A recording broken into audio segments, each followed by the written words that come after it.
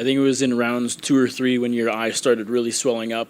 Obviously, I think you can see out of it, but was there any visibility issues, and was there a concern in the corner that it could get worse? Yeah, I mean, kudos to the cutman on that. He hit me with a jab in the first. I didn't feel it really. I could feel he got me, and all of a sudden I just felt this thing in my eye, but it didn't hurt. And his corner screamed and said, "He's already bleeding." And I thought, shit, am I really bleeding? And then in the second, he caught me on this eye again, I think. And all of a sudden, this eye went completely shut. Like I couldn't see, and I was like, come on. One eye?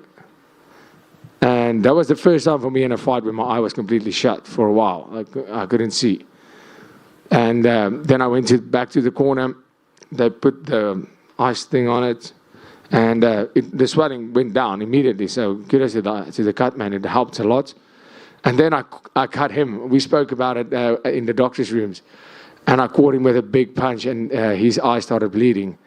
And I looked at the blood flowing, and I said, I hope that goes into his eyes. And he said, and I look at him, and I'm like, that has to be in your eyes, come on. And he went like this. And I said, gotcha. And he tried not to wipe, so I can't see it's in his eyes. But then he started wiping, and I was like, yeah, well, now we're level. And I started, so I mean, but all in all, I mean, Sean Strickland's an absolute warrior, and world's respect for him. What's the biggest improvement you think you've made over the past 13 or so months? And the reason I say 13 is that dates back to your fight with Darren Till. And that was a tough back-and-forth fight. You got the win, but it was not an easy one. And now you're knocking out Robert Whittaker. You're beating Sean Strickland for the title. What changed? Yeah, nothing changed. I just got my ring time. I just got my octagon time and settled. Found a home in the UFC. Like I said, that's what I need. Found a home. We had some problems in terms of the conditioning, which we fixed. I feel incredible. I think it's just about finding your feet in that octagon and accepting and believing that you're one of the best in the world. I know you would have liked an early finish in the fight. Obviously, you don't get paid by the hour, but were you kind of happy as well to go the distance to kind of silence some of those critics that were saying cardio was going to be an issue in this fight? Yeah, I mean, that's a big plus point for the fact that we went 5 rounds, is the fact that I could, hopefully my cardio is the discussion of the past. If not, keep on doubting. I don't care.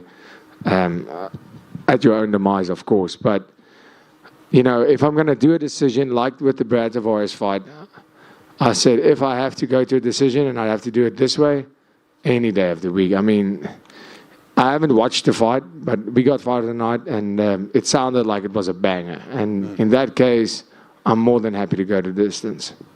How big of a boost was it? Your teammate won last night at Unified. And that story in itself was kind of crazy with him coming to Toronto with you, getting the phone call, getting the fight, and getting a pretty big win there. How much did that kind of give you a little bit boost going into to the title fight tonight? Yeah, I mean, I'm really happy for Marky Mark. Mark Hume, I honestly think he's the next guy to come in. You know, he didn't get a finish last night, but, you know, it was a, 10-day notice fight for him. And he did what he had to win that fight. So I'm really happy for him, and hopefully he gets opportunity soon.